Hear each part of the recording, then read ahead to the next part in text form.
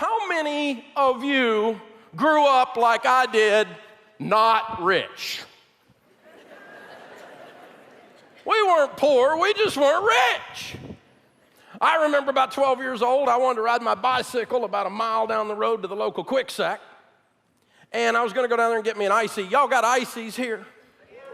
Yeah, I was gonna go get me an icy. I came in and asked my dad, I said, Dad, I need some money to go to the Quick Sack.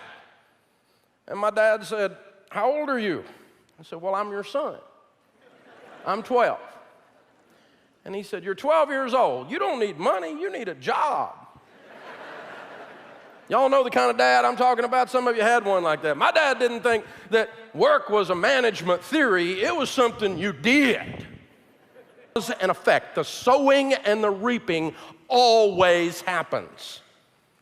100% of the time, and I will go ahead and tell you, these are tough, they're hard, they're easy to understand, they're hard to do, and if you're really smart, you're gonna act like you don't need them. Smart people have the most trouble with this. That's why I was good at it. First one, you have to have a budget. You have to write it down on paper, on purpose, before the month begins. Every dollar has a mission, every dollar has a name, not sort of kind of in my head, not it's on my iPhone app. Write it down on paper, on purpose, before the month begins. Every dollar has a name, and if you're married, you agree on that with your spouse. Jesus said, don't build a tower without first counting the cost, lest you get halfway up and you're unable to finish, and all who see you begin to mock you and say, this man began to build and was unable to finish. There's another Christian that can't pay his bills. Listen, if you're not gonna drive it right, don't put a fish on the back of it.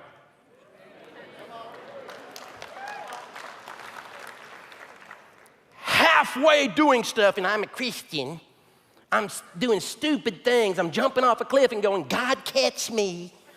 And I call that faith, and he goes, no, you're dumb, you can't fly. There's a cause and effect thing going on here. Write it down. If you manage money for a company called You Incorporated, and you manage money for You Incorporated the way you manage money for you now, would you fire you? Don't answer that. My friend Zig Ziglar used to say, if you aim at nothing, you'll hit it every time. John Maxwell says a budget is people telling their money what to do instead of wondering where it went. If you were going to build a $4 million house, you would have a blueprint. Every detail mapped out. Where the plugs are going to go, where the heat and air is going to go, how the roof structure is going to be. Everything is laid out before you break ground. You don't roll up for a $4 million house on the hood of an old boy's truck and go put it over there and kind of make it like this. You'll build a pretzel. Don't do that. You have a blueprint, you have a plan. I run a company with hundreds and hundreds of team members, multiple profit centers within the company. Every one of those folks has a plan for the revenue they're going to produce in this month, this quarter, and this year, and the expenses they're going to spend to do that in this month, this quarter, and this year. Thereby, we do annual projections. It's really not rocket science, it's 6th grade math. What are you going to do with your money? Don't get to the end of the month and go, where'd it go? Because you end up being a rat in a wheel. And you work your whole life. Run, run, run, run, run, run, run, run, run, run. And you get to the end of your life, and there's nothing. And you earned $4 to $10 million in your working lifetime. And you have nothing because you didn't write it down. It's a serious principle.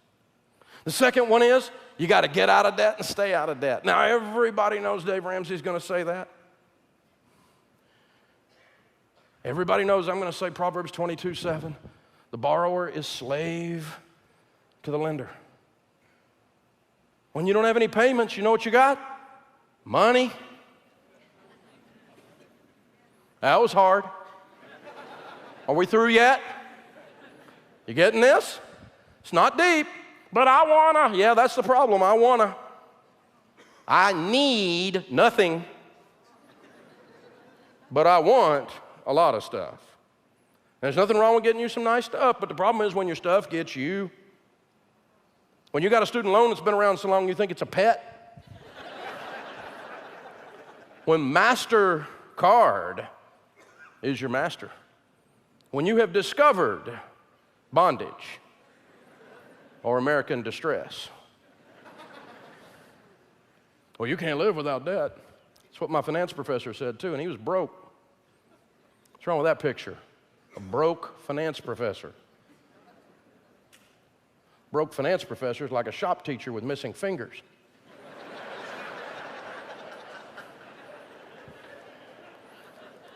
You have kind of a Dr. Phil moment with some of these people. How's that working for you? Because all these people are running around, these quote-unquote experts, and all of them that taught me. I was in the real estate business. We used OPM, other people's money. We were taught leverage and all the sophisticated views of leverage and all this stuff. And I can unpack it for you, and I can pencil whip you. I'm a math nerd. It's what I do. But at the end of the day, there's nowhere in Scripture God used debt to bless His people. It's not in there one time. As a matter of fact, there's not even one positive thing said about it. It's not a salvation issue. It's not a sin. It's not any of those things. Biblically speaking, it's just stupid.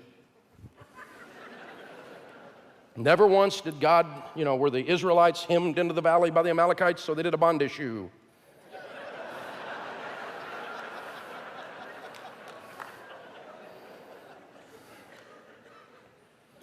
You got to know the Word.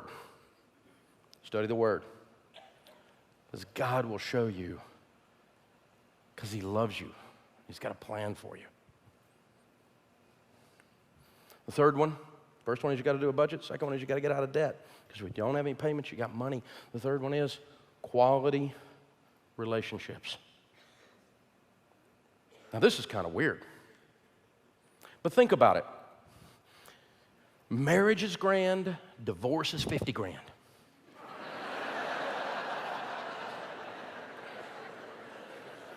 Dysfunction in the family costs you money. Straight up. Crazy parents, drunk brothers. If you let them come into your boundaries and interfere in God's stewardship of your household, their dysfunction will cause you to be broke because you join in the dysfunction. And we all got it. Anybody doesn't have crazy in their family just hadn't been awake lately. Everybody's got crazy somewhere in the family. Some of it's behind a closet door, some of it's behind over the hill, some of it's around the corner at the still. You don't know where it is, but crazy is in your family. And I'm no exception. I'm from Hills, East Tennessee. When we do crazy, we do it big. So dysfunction and your personal dysfunction. We sadly get to work with the effects of all the dysfunction because we do financial counseling and coaching. And so we've worked for 25 years now with addicts. And I just got to tell you that if you're addicted to something, whatever it is, gambling, pornography, those are the two big ones right now. Huge, just unbelievably huge. And certainly the old standbys, drugs and alcohol and that kind of stuff. But people that are addicted, 100% of them are eventually broke. And people who stay with them are all 100% eventually broke until the addiction changes and Jesus heals it. That's an extreme example of quality relationships. But Tom Stanley, who wrote the book Millionaire Next Door, did another book called The Millionaire Mind. And in The Millionaire Mind, he studied decamillionaires, people with $10 million or more, making $750,000 a year or more. And he found 39 correlating characteristics of those people. Relationships had something to do with the top 5. The length of their marriage, the quality of their marriage, their integrity, those kinds of things, all having to do with behaviors, having to do with character, having to do with their ability to play well with others. Because guess who gets ahead in this world? Nice people who are generous and love other people. That's who you promote if they work for you. That's who you are glad when they get promoted if they work beside you. That's who we want to win. Well, the jerks always win. You watch too much TV, and out here in the real world, the jerks get punished because we don't want to do business with them. Guy comes to my house as a jerk and cusses my wife fixing my heat and air. He doesn't get to fix my heat and air anymore. Hello. Isn't this simple? They throw your food on the table and go, eat it. I'm not going to that restaurant again. This is not service. This is abuse. This person's not getting promoted. Is this how life works? Say yes. So the Bible says evil company corrupts good habits. Your household income, your personal income, over a period of time, not instantaneously, but over a period of time will be within 10 to 15% of the average income of your 10 closest friends. You don't let your kids hang out with juvenile delinquents. Why? Because they will become juvenile delinquents. Little Johnny down the street smoking weed, you don't get to run with little Johnny. You will be a weed head too, right? Is this what we parents do that parent? Say yes. Okay. We don't do missionary dating in our house, right? You come up to pick up one of my girls when they were dating in front of our house and you honk your horn, you better be delivering a pizza. You won't come in, we're going to talk about Jesus before you go. Because you might meet him if you don't behave, right? Is this how this works? Old school dad, I'll be here cleaning my gun when y'all get home. You know what I'm talking about, right? So this is the deal, y'all. So quality relationships changes everything. If you don't let your kids run around with juvenile delinquents because they might become one, who are you running with? You're going to become who you hang around with. Your mouth, your mind. I can tell you the movies you've seen and the books you've read have been influenced by the people you run with. And those affect your income. And those affect the outcome of your personal financial statement. This is stewardship of your life. You're stewarding your life. Number 4, save money. Invest money. Save and invest. The Bible says, in the house of the wise are stores of choice food and oil, but a foolish man devours all he has. Wise people save money. If you spend everything you make, you're a fool. I have been a fool. According to that, biblically speaking, I have been a fool. Because at times in my life, I spent everything I made. There were times I tried to out-earn my stupidity. Because I'm pretty good at making money, I just wasn't always good at keeping it. Finally, God got a hold of me in that crash. And he said, son, it's time to be a grown-up. It's time to put on your big boy pants. It's time to be mature in your faith and actually take control of what you're supposed to take control of. I'm not saving money, I have faith. You don't have faith. Because the Bible says, in the house of the wise are stores of choice food and oil. If you have faith, you would believe that. Wise people save money.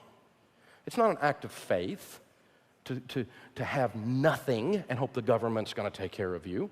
That's not an act of faith. That's an act of silliness. You know, you have to have a plan. And we teach people to save for 3 basic things. The first thing you save for is for a rainy day. Grandma said it, right? What'd she say? She said, save for a rainy day.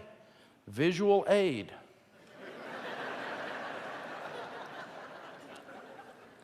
It's going to rain. Better get ready. Better get ready. Money Magazine says 78% of you are going to have a major negative financial event in any given 10-year period of time. You're going to have a job layoff. You're going to have a car wreck. Something's going to happen. And you're going to need some money. One I don't understand is unexpected pregnancy. What? But,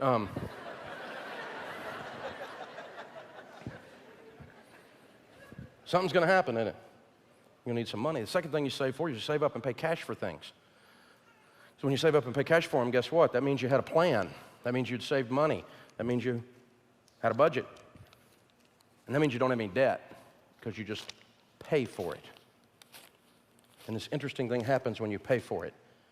You own it. It's over. Transaction's over. Otherwise, we just pedal and pedal and pedal and pedal and pedal. How many of you are like me? You bought something and by the time you finish paying the payments on it, you hated it. Because I hate this thing. Payment, payment, payment, sick of it. Save up and pay cash. Weird, Dave. I know. Normal's broke. I don't want to be normal. Weird is my goal. The last thing you save is you save for long-term investing so you can retire with dignity and send your kids to college. Do you know $100 a month invested in a Roth IRA from age 30 to age 70 in a decent growth stock mutual fund averaging 12%? $100 a month. Pizza and cable money, latte breath.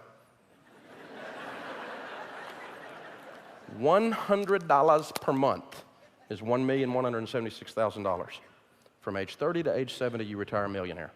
There's no excuse to retire broke. We just spend it all. We don't have a plan. We don't save. We don't think about who we're hanging around with. We don't play these things in together. So the first one is you got to have a written plan. Second one is you got to get out of debt so you don't have all your money's not going to other people. The third one is you got to deal with quality relationships. And the fourth one is you got to save and invest. And the last one's my favorite. And we're going to talk about these at length. Last one's my favorite. People who win with money always are givers. 100% of them are givers. Whether they're people of faith or not, they're always a giver. Always. You will not win with money until you learn how to give. 100%. And here's why. When you give, you become a generous person. Not just financially generous or mathematically generous, but your spirit changes. You're the person who opens doors. You're the person who carries groceries out to somebody's car. You're the generous person. And generous people fall back into number 3, quality relationships. You see, these things all start to blend together, and you get this beautiful kaleidoscope of God's Word called your life, and it transforms your life. Now, these are easy principles to understand. They're hard principles to implement. But when you do, barring a calamity, 100% of the time, it works.